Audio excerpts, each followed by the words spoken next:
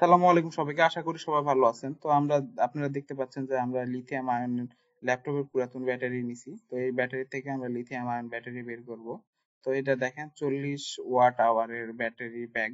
তো এখানে 4টা ব্যাটারি আছে। তো এটা ভালো করে খুলে রিস্টোর করলে আমরা এখান থেকে 4টা ব্যাটারি পাবো। তো নতুন ব্যাটারি অনেক সময় বাজারে গেলে নতুন ব্যাটারির প্রাইস এক একটা 80 টাকা 90 টাকা করে পড়ে। কিন্তু যদি আমরা পুরাতন ব্যাটারি প্যাক রিস্টোর করি তাহলে খুবই কম দামে আমরা মনে করেন যে এই ব্যাটারি প্যাক গুলা পাই। তো ব্যাটারি প্যাক রিস্টোর করার জন্য আমরা ব্যাটারি প্যাকটা খুলে নিব। তো যারা এই ল্যাপটপের পুরাতন ব্যাটারি পান না, আশেপাশে ভাঙ্গারির দোকান বা দেখবেন যে যেখানে কম্পিউটারের বড় শপ আছে তার আশেপাশে ভাঙ্গারির দোকান খোঁজ করবেন, দেখবেন যে পুরাতন লিথিয়াম ব্যাটারি প্যাক গুলো, ল্যাপটপের ব্যাটারি প্যাক গুলো আপনারা পেয়ে যাবেন, খুব সহজেই পেয়ে যাবেন। এটা আহ, তেমন কোনো ইয়া না। তো এই ল্যাপটপের দোকান থেকে বা ল্যাপটপের পার্টস যেখানে রিপেয়ার হয় ওখান থেকে এগুলা বিক্রি করে দেয়।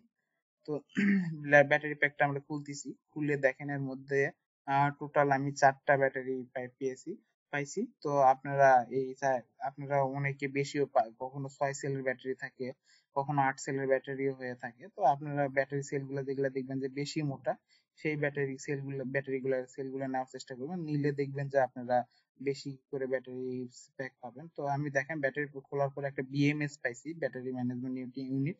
তো এই বিএমএস থেকে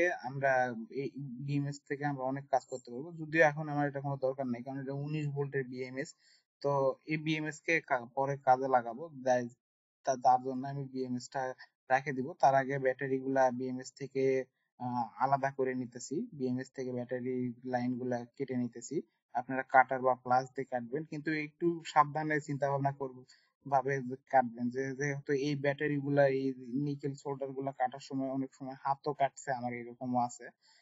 তো এটা একটু সাবধানে করবেন। তো দেখেন আমি 4টাই খুলে নিলাম। তো এই ব্যাটারি গুলা এভাবে কালেক্ট করার কারণটা হলো যে এই ব্যাটারি গুলা মাত্র 100 টাকা বা 60-70 টাকা হলে আপনি পুরো একটা ব্যাটারি প্যাক পাবেন। আর একটা ব্যাটারি প্যাকের মধ্যে আপনার 4টা বা 5টা 8টা ব্যাটারি অনেক সময় পাওয়া যায়। তো যার কারণে এই ব্যাটারি প্যাক গুলা করা। তো অনেকে বলে যে এই ব্যাটারি প্যাক গুলা নষ্ট কিনা। হ্যাঁ, ব্যাটারি প্যাক গুলো অনেক অনেক সময় নষ্ট আসে, আবার অনেক সময় দেখা যায় যে 4টার মধ্যে 4টাই ভালো, কখনো 3টা ভালো থাকে, কোনো সময় আবার দেখা যায় যে একটা ব্যাটারিও ভালো না। হ্যাঁ, তো ব্যাটারি এই ব্যাটারি প্যাক থেকে সেলগুলো আমরা যখন বের করার পর আমাদের কিছু সিস্টেম আছে যেগুলাতে আমরা মেপে দেখব। তো তেমন কিছু সিস্টেম নাই। তো এখানে দেখেন একটা বিএমএস পাইছি, বিএমএস টা যা বললামই তো 19 ভোল্টের বিএমএস, যদি আমার কোনো কাজের না, যদি পরে কোনো কাজে লাগে তাই বিএমএস টা আমরা এখন রেখে দিব। তো এখন দেখেন ব্যাটারি প্যাকের নিকেল গুলা সুন্দর করে কেটে নিতেছি যাতে পরবর্তীতে ইউজ করতে পারি। তো ব্যাটারি প্যাকে ব্যাটারি প্যাকের নিকেল গুলা আহ সুন্দরভাবে মানে আপনারা ক্লিন করবেন যাতে আপনাদের পরে হাত টাত কাটার সম্ভাবনা না থাকে। আর যে ময়লাগুলা বের হবে সেগুলো সুন্দর করে ক্লিন করে নিবেন। তারপরে যা করব, আমরা ব্যাটারি প্যাক গুলা মেপে দেখব। তো ব্যাটারি প্যাক গুলা মাপার জন্য ব্যাটারিতে মিনিমাম 3.50 ভোল্ট থেকে 3.50 ভোল্ট থেকে 4.7 ভোল্টের মধ্যে যদি ব্যাটারি প্যাক গুলো ভোল্টেজ থাকে, আশা করা যায়, ধারণা করা যায় ব্যাটারি গুলো ভালো। কিন্তু আরেকটা সিস্টেম আছে, ব্যাটারি টেস্টিং ইউনিট, যেখানে battery ampere rating, ampere research করে ব্যাটারিকে দেখা হয় যে ব্যাটারি ভালো কিনা। সেগুলো আপনারা ইউজ করতে পারেন। তো যেহেতু আমার কাছে ওইটা নেই, আমি প্রাথমিকভাবে এটা দিয়েই চেক করে দেখব। তবে দেখেন, তো আরেকটা ফর্মুলা আছে, ব্যাটারি যদি ভোল্টেজ ভালো দেখায় ব্যাটারিটা কয়দিন রেখে দিবেন, রেখে দিলে দেখবেন যে যেই ব্যাটারি সবকটা ব্যাটারিটা আবার মাপবেন, রেখে দেওয়ার পরে তারপর দেখবেন যে ব্যাটারির ভোল্টেজ কমে গেছে, বুঝবেন যে সেই ব্যাটারিটা খারাপ। দেখেন 3.66 ব্যাটারিটা আমার ভালো আছে, এই ব্যাটারিটা আমি রেখে দিলাম। তারপরের ব্যাটারিটা আমি এখন মাপে দেখবো। তো তারপরের ব্যাটারিতেও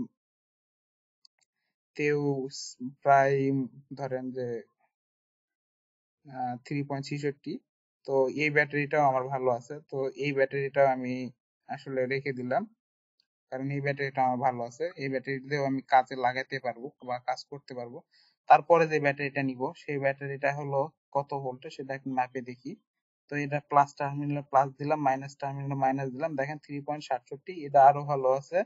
তো অনেক সময় দেখা যায় যে ভোল্টেজ ভালো থাকে কিন্তু ব্যাটারি ভালো থাকে না।